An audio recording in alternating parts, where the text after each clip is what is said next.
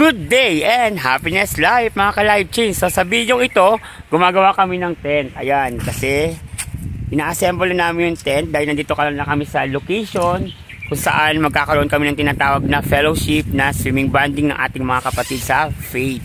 So nandito ang aking mga kapatiran from Jubail. Ayan, ang ating mga brother. Then we are set upping the things now. Ito ang view guys, pakita ko sa inyo ha. O di ba, kala nyo wala alang ganito sa Saudi Arabia, tabing dagat, di ba?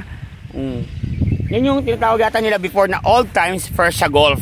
So connected to sa ibang dagat doon sa may Dammam, going to Red Sea, Neo, mga ganong area yata to, hindi ko na maintindihan din. So pakita ko lang sa inyo yung view guys ng tabing dagat na to. Ayan, so pwede tayong maligo dito. Ayan, beachfront. Okay, so pwede tayong maligo diyan mamaya.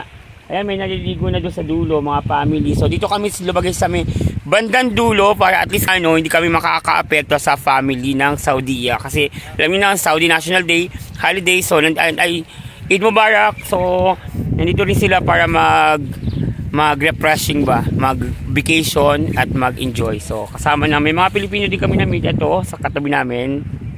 And so dito na kami napili sa isang puno na to. Live yan? Hindi. Yeah, hindi pa. Ayan, clippings. I-edit pa lang. Ayan. So, let's see later. Ay, magsalita. Maganda. Okay, mamaya update ko pa kayo sa mga ganap.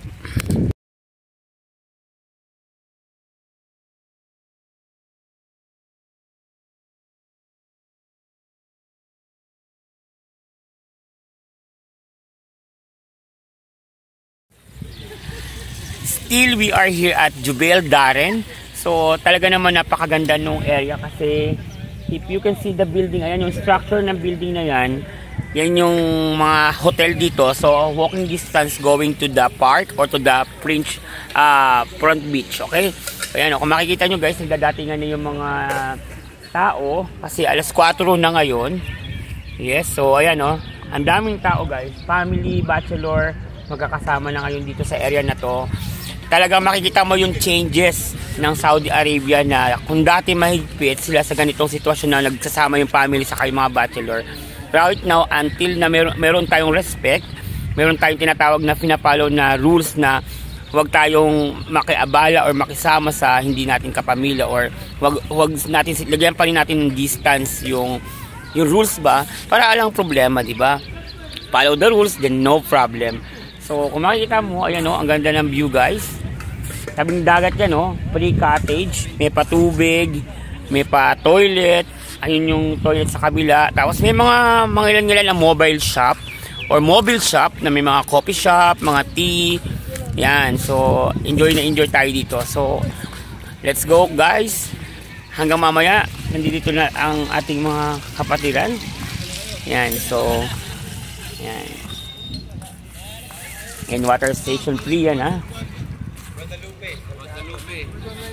Yan ang ating mga kapatiran, ang ating mga kasamahan dito sa gawain ngayon, kasama ni Pastor.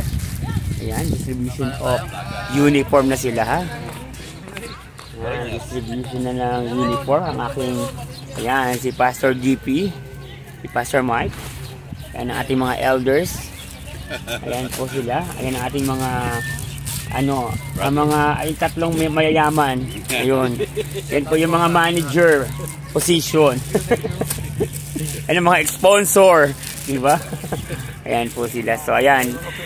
So kung umabot ka sa video ito, don't forget to like, share, comment down below sa ating YouTube channel, Live Change OFW Journey, and don't forget to click subscribe. Okay, hit nyo na ang notification bell para updated kayo sa mga upload nating mga videos na pampa-good vibes, encouragement, empower, and see the view of reality here in Saudi Arabia. So hanggang mamaya guys!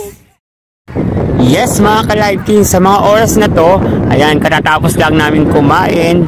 So talaga naman busog na busog ang bawat isa. Ang sarap ng pagkakaluto ng pritong manok. As usual, manok pa din at saka steak na manok. So ayan, kung makikita nyo lang dito pa rin kami sa Darren Park, sa open beach area ng Jubail, kung saan ang dami ng taong dumarating right now kasi it's about time for them holiday na, di ba? Ayan, oh, kung makikita nyo guys, nandito na tayo sa beachfront. Nakapaligo na tayo kanina kaya okay na ako at marami na rin tao kaya pakita ko na lang sa inyo yung view and I hope you like it. Happy and Eid Mubarak Saudi Arabia. God bless. Bye bye.